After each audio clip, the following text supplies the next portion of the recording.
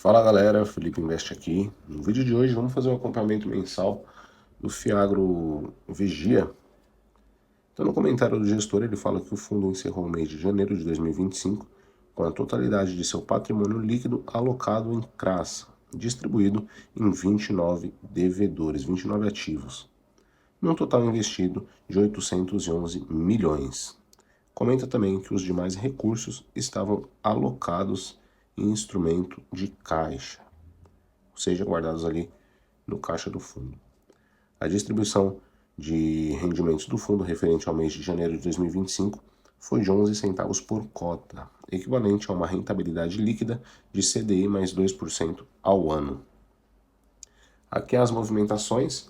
Dentro do mês de janeiro, o fundo vendeu 15,4 milhões do CRA Santa Fé 2. Então é muito bom que ele vem reciclando aí esse portfólio.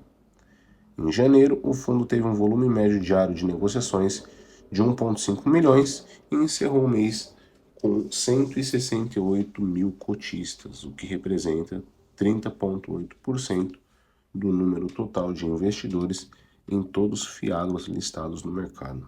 Então a gente consegue observar aqui, pelo comentário do gestor, quase que a metade da galera que investe em fiagro tem aí o VGIA 11.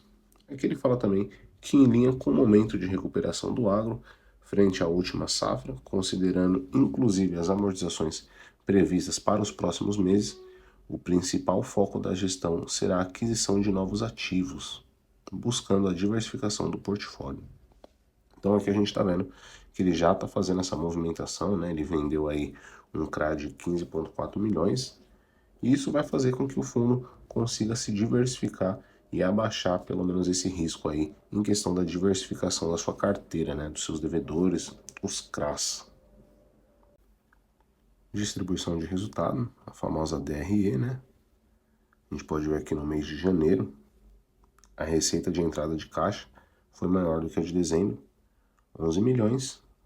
Desses 11 milhões, 10 milhões aproximadamente foram dos CRAs, 387 mil foram de CRAs em negociação e outros ativos 285 mil. Aí ele tira as despesas recorrentes todo mês, as despesas não recorrentes, que ocorrem mês sim, mês não, ou podem ocorrer uma vez no ano, depende muito. E eu tenho um resultado aí de 9,536 milhões. Então ele distribuiu 9,510 milhões. Fez uma reservinha aí de aproximadamente 26 mil, bem pouquinho, né? Mas pelo menos ele está conseguindo gerar mais do que ele distribui. É que a gente pode ver aqui, né? 11 centavos por cota, 22 dias úteis nesse período de janeiro, né? E a cota patrimonial está conseguindo ali ganhar um pouquinho de força, subiu praticamente 11 centavos. Retorno aí de CDI mais 2%. O histórico de rentabilidade e distribuição a gente pode ver também, né? Pagou 11 centavos, equivalente a CDI mais 2%, como ele disse ali, e fez uma reserva equivalente de quase meio centavo. Aqui é a carteira de ativos, a sua carteira dos seus devedores. Galera, o que a gente tem que prestar atenção é o que? Primeira coisa, o ativo. Por exemplo, CRA Fiagril. Beleza, quantas vezes a Fiagril ela se repete aqui nessa carteira? Então a gente tem que dar uma olhada, né? Então ela se repete uma, duas, três, quatro vezes. O que acontece? É a mesma empresa, né? Então a gente tem que prestar atenção com a porcentagem do patrimônio líquido referente a essa dívida, esse CRA, esse devedor, enfim.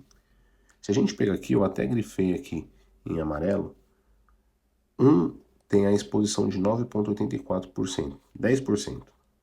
Uma dívida equivale a 10% do patrimônio líquido do fundo. Porém, tem as outras dívidas também, que vai dar quase 30% juntando tudo. Então, caso a Fiagril quebre ou deixe de pagar o Vigia e tal, cara, vai dar um prejuízo total aqui nesse fundo. Quase 50% da carteira vai pro saco. Isso se nenhuma empresa der calote também nesse Fiagro, enquanto, por exemplo, a Fiagril dê, né? Então a gente tem que prestar muita atenção com essa porcentagem, lembrando que quanto maior essa diversificação, melhor, porque caso dê algum problema com algum devedor, o fundo não sofre tanto, né?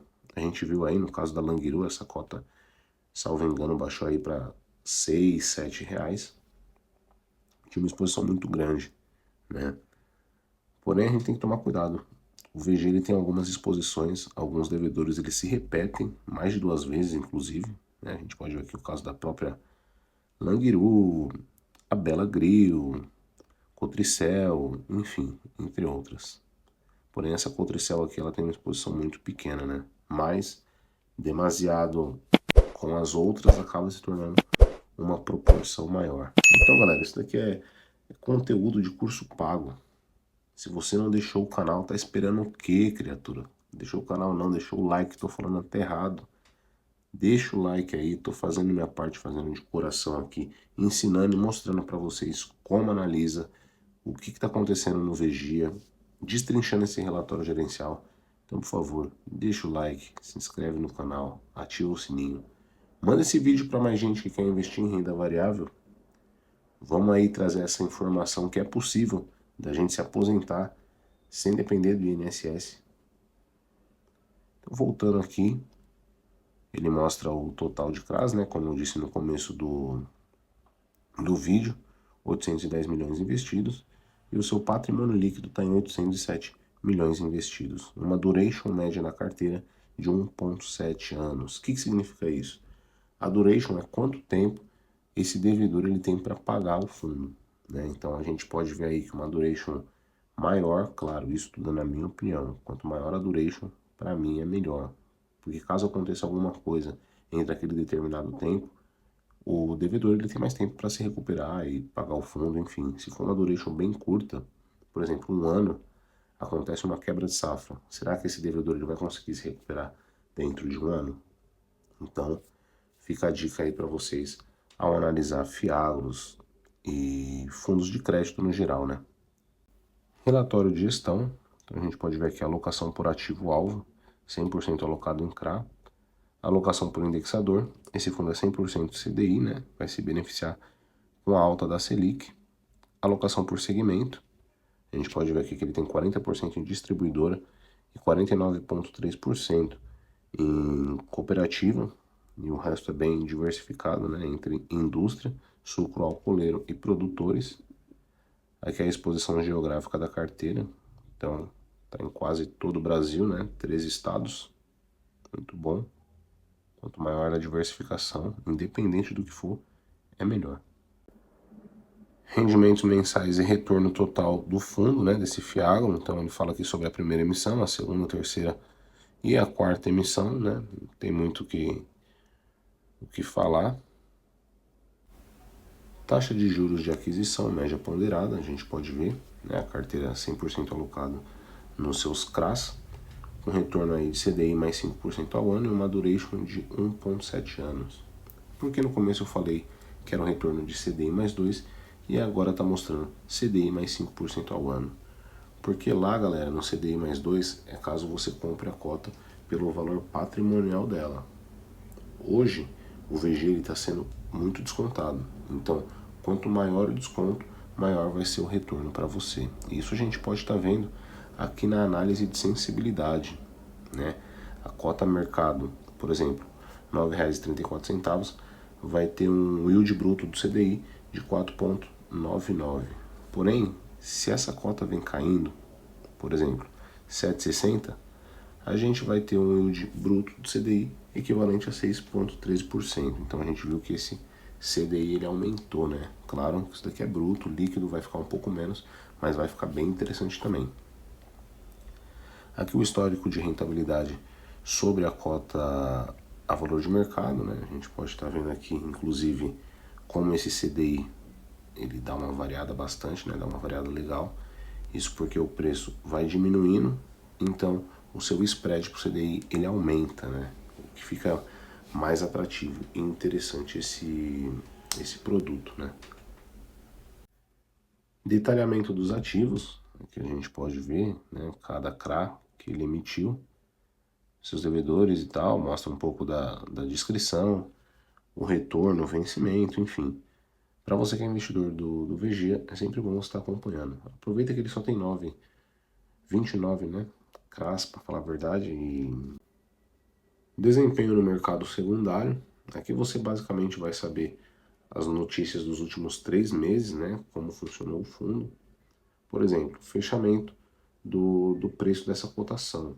Em janeiro, R$ 7,79. Em dezembro, R$ 8,13. Em novembro, R$ 8,02.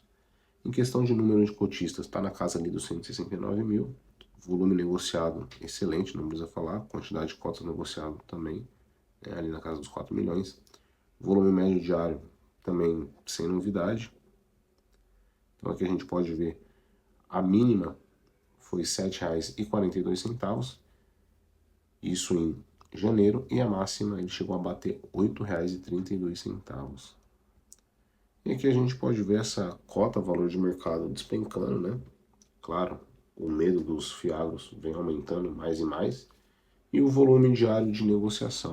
A gente vê que vem caindo um pouco, né? Justamente porque acredito eu que esse é o grande receio, né? Da galera. Então por isso vem caindo. Mas é isso, galera.